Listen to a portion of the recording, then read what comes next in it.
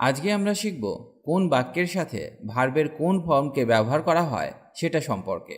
খুব সহজ করে বললে ভার্বের যে সমস্ত ফর্মগুলি আছে সেগুলি আমরা আজকে শিখব। যেমন verb 1, verb 2, verb 3, verb 4, verb 5। কারণ এগুলি না জানলে বাক্য গঠন ভুল হয়ে যাবে, তার মানে আপনার ইংরেজি ভুল হয়ে যাবে। আমি চেষ্টা করব যতটা সহজে আপনাকে শেখানো যায়। আশা করি আজকের পর আর আপনি এদের ব্যবহার ভুল করবেন না। প্রথমে আমরা শিখব ভার্ব 1 সম্পর্কে। বাংলা বাক্য দেখে কিভাবে বুঝবেন যে এই বাক্যে ভার্ব 1কে ব্যবহার করতে হবে? এটা খুব সহজ। যেমন আমি যাই, আমি পড়ি, তুমি খাবে, আমি যাব। এই যাই, খাই, খেলি, যাব ইত্যাদি বাংলা বাক্যের শেষে থাকলে আমরা ভার্বের ফার্স্ট ফর্মকে ব্যবহার করব ইংরেজি অনুবাদ করার সময়। অনেকেই আছেন যারা জানেন না যে verb 1, verb 2, verb 3, verb 4, verb 5 কি এবং এদেরকে কিভাবে ব্যবহার করা হয়। এটা আমি আপনাকে খুব সহজ করে বুঝিয়ে দিচ্ছি। আজকে আমরা শিখছি ভার্ব সম্পর্কে। এখানে আমরা শিখব কোন বাক্যে আমরা ভার্বের কোন ফর্মকে ব্যবহার করব। যদি আপনার ভার্ব নিয়ে কোনো সমস্যা থেকে থাকে তাহলে আপনি আমাদের ভার্ব নিয়ে তৈরি করা ভিডিওটি দেখতে পারেন, না হলে আমাদের পার্টস অফ স্পিচের ভিডিওটি দেখতে পারেন। সেখানে ভার্ব সম্পর্কে ডিটেলস পেয়ে যাবেন। যাই হোক, যে শব্দের দ্বারা কোনো কিছু কাজ করা বোঝায় তাকে ভার্ব বলে। ভার্বের 5টি রূপ হয়, যাকে আমরা সংক্ষেপে V1, V2, V3, V4, V5 বলে থাকি। আজকে আমরা সেগুলি নিয়েই আলোচনা করব।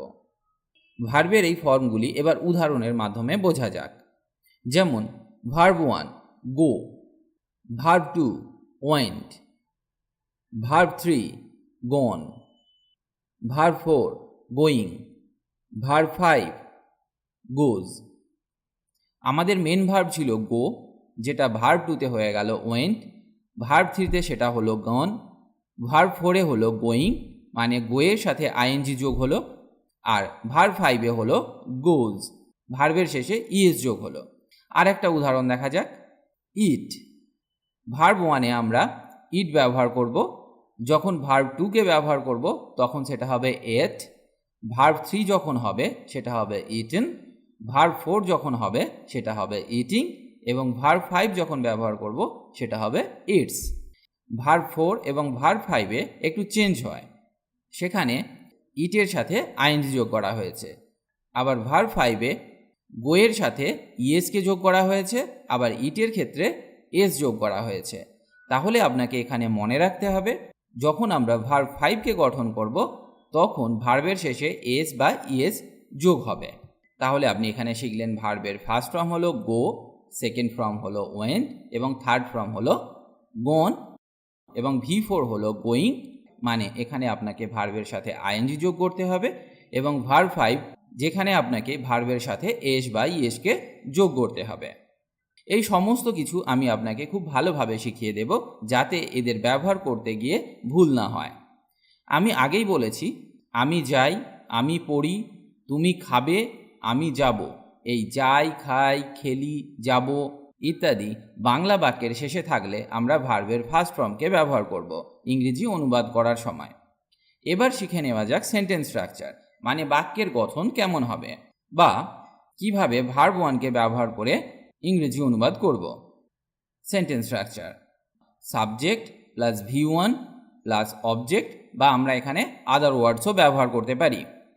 বাক্যে সাবজেক্ট এবং ভার্ব ছাড়া অন্যান্য যে সমস্ত ওয়ার্ড থাকবে সেগুলোকে আমরা আদার ওয়ার্ডস বলবো।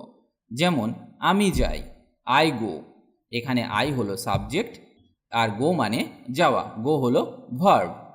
আবার যদি বলি আমি স্কুলে যাই, আই গো টু স্কুল, এখানেও আই হলো সাবজেক্ট, গো হলো ভার্ব, এবং স্কুল হলো অবজেক্ট বা আদার ওয়ার্ডস।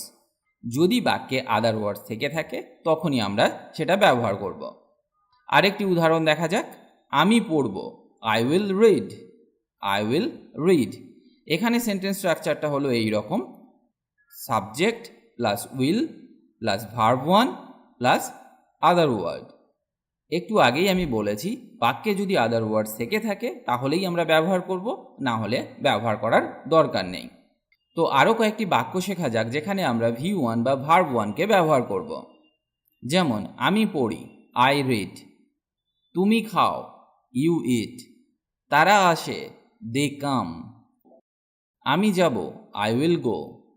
সে পড়বে, হি উইল স্টাডি। জন যাবে, জন উইল গো। তারা পড়বে, দে উইল রিড। এখানে আমরা ভার্ব ওয়ানকে ব্যবহার করলাম।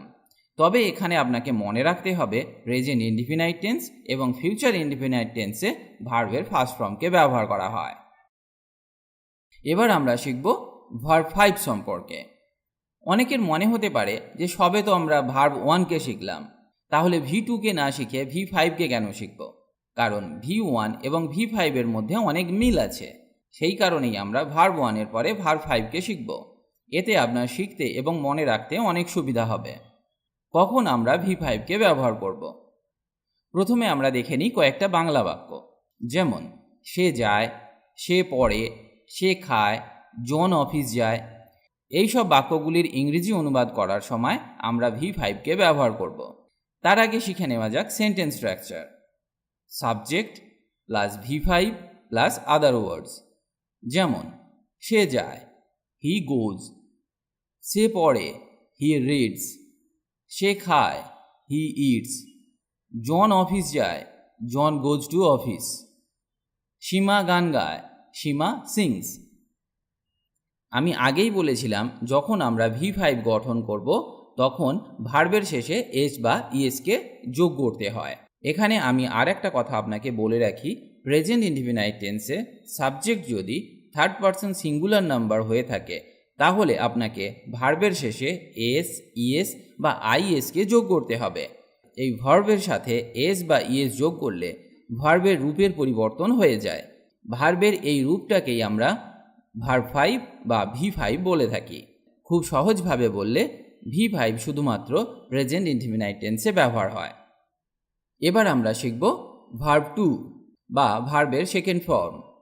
বাংলা বাক্যে কি থাকলে আমরা ভার্ব 2কে ব্যবহার করতে পারি?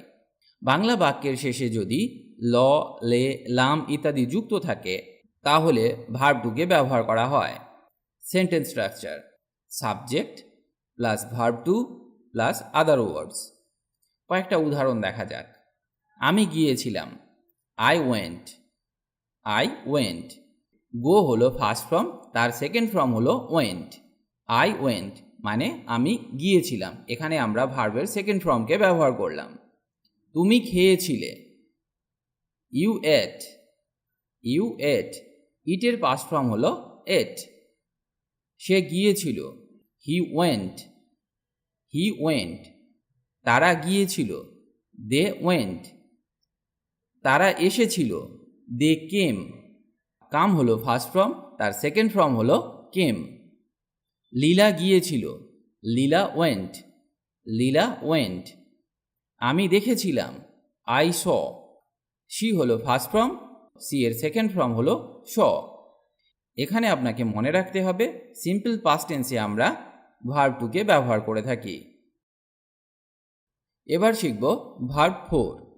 এখানে আপনাকে মনে রাখতে হবে, আমি আগেই বলেছিলাম ভার্বের সাথে আইএনজি যোগ করলে যে রূপ হয় বা ভার্বের যে পরিবর্তন হয়, ভার্বের সেই রূপটাকেই আমরা বলে থাকি ভার্ব 4 বা V4। For example, go plus ING, going. Eat plus ING, eating. See plus ING, seeing. এবার শেখা যাক sentence structure. Subject plus am is are plus verb 4 plus other words. আমি যাচ্ছি, আই অ্যাম গোয়িং। আরেকটা সেন্টেন্স স্ট্রাকচার দেখা যাক। Subject plus was were plus verb 4 plus other words. Example, আমি যাচ্ছিলাম, I was going. I was going. Verb 4কে আরও একটা স্ট্রাকচারে ব্যবহার করা হয়, সেটা হলো subject plus will be plus verb 4 plus other words. For example, আমি খেতে থাকব, I will be eating. I will be eating. এখানে আপনাকে মনে রাখতে হবে ভার্ব 4কে সমস্ত কন্টিনিউয়াস টেন্সের সাথে ব্যবহার করা হয়ে থাকে। সেটা present, past, future continuous tense হতে পারে। মানে present continuous tense, past continuous tense, future continuous tense হতে পারে। আরও কয়েকটি উদাহরণ দেখা যাক। আমি খাচ্ছি, আই অ্যাম ইটিং। সে যাচ্ছে, হি ইজ গোয়িং। তারা পড়ছে, দে আর রিডিং। সে গান করছে, সি ইজ সিঙ্গিং। আমি খেলছিলাম, আই ওয়াজ প্লেয়িং। সে রান্না করছিল, সি ওয়াজ কুকিং। আমি খেলতে থাকব, আই উইল বি প্লেয়িং। তারা অপেক্ষা করতে থাকবে, they will be waiting. They will be waiting. Leela খেতে থাকবে, Leela will be eating. Leela will be eating. আশা করি বোঝাতে পেরেছি যে কিভাবে আমরা ভার্ব ফোরকে ব্যবহার করতে পারি। এবার শিখব ভার্ব 3। এখানে আমরা ভার্বের থার্ড ফর্মকে ব্যবহার করে থাকি। অনেকের কাছে এর ব্যবহার কঠিন বলে মনে হয়। আজকে আমি আপনাকে খুব সহজভাবে শিখিয়ে দেব। প্রথমে আমাদের জানা উচিত V3কে কোথায় ব্যবহার করা হয়। Sentence structure: subject plus have has plus verb 3 plus other words. আমি খেয়েছি, I have eaten. I have eaten. ইটের থার্ড ফর্ম হলো ইটেন। এখানে আমরা V3কে ব্যবহার করলাম। আর একটা স্ট্রাকচার দেখা যাক। Subject plus had plus V3 plus other words. সে মারা গেল, he had died. He had died. আরও একটি সেন্টেন্স স্ট্রাকচার শেখা যাক যেখানে আমরা V3কে ব্যবহার করে থাকি। Subject plus will have plus V3 plus other words. যেমন আমি খেয়ে থাকব, I will have eaten. I will have eaten. ইটের থার্ড ফর্ম হলো ইটেন। এবার আরও কয়েকটি উদাহরণ দেখা যাক। আমি গেছি, আই হ্যাভ গন। সে গেছে, হি হ্যাজ গন। হিকে ছেলেদের ক্ষেত্রে ব্যবহার করা হয়। সে গেছে, she has gone. She has gone. শিকে মেয়েদের ক্ষেত্রে ব্যবহার করা হয়। তারা গেছে, দে হ্যাভ গন। আমি গিয়েছিলাম, আই হ্যাড গন। সে গিয়েছিল, হি হ্যাড গন। তারা গিয়েছিল, দে হ্যাড গন। আমি এসেছিলাম, আই হ্যাড কাম। সে এসেছিল, হি হ্যাড কাম। আমি করে থাকব, আই উইল হ্যাভ ডান। সে গিয়ে থাকবে, হি উইল হ্যাভ গন। তারা খেয়ে থাকবে, দে উইল হ্যাভ ইটেন। তাহলে আপনাকে মনে রাখতে হবে সমস্ত পারফেক্ট টেন্সের সাথে V3কে ব্যবহার করা হয়। সেটা প্রেজেন্ট পারফেক্ট হতে পারে, পাস্ট পারফেক্ট হতে পারে বা ফিউচার পারফেক্ট হতে পারে। ভার্ব 4-এর আরও একটি ব্যবহার আছে। সেটা হলো সমস্ত পারফেক্ট কন্টিনিউয়াস টেন্সে V4কে ব্যবহার করা হয়। যেমন I have been eating, they have been eating, I had been eating, he had been eating. আশা করি আমি আপনাকে V1, V2, V3, V4 এবং V5 সম্পর্কে বোঝাতে পেরেছি। এরপরে আমি আরেকটা জিনিস আপনাকে শেখাবো যে ভার্ব 1, ভার্ব 2, ভার্ব 3, ভার্ব 4 এবং ভার্ব 5কে কোন কোন সাবজেক্টের সাথে ব্যবহার করা হয়। যেমন ভার্ব 1কে ব্যবহার করা হয় আই, ইউ, উই এবং দে। এই সমস্ত সাবজেক্টগুলি থাকলে আপনি ভার্ব 1কে ব্যবহার করতে পারবেন। ভার্ব 2কে সমস্ত সাবজেক্টের সাথে ব্যবহার করা যায়। যেমন I, you, we, they, he, she, it, name মানে যে কোনো নামের সাথে আপনি ভার্ব 2কে ব্যবহার করতে পারবেন। ঠিক একইভাবে ভার্ব 3 এবং ভার্ব 4কেও সমস্ত সাবজেক্টের সাথে ব্যবহার করা যায়। কিন্তু ভার্ব 5-এর ক্ষেত্রে একটু পরিবর্তন আছে। সেখানে সাবজেক্ট হবে হি, সি, ইট এবং যে কোনো নাম থাকলে আপনি ভার্ব 5কে ব্যবহার করতে পারবেন। একটা কথা আমি আপনাদের সাথে শেয়ার করতে চাই।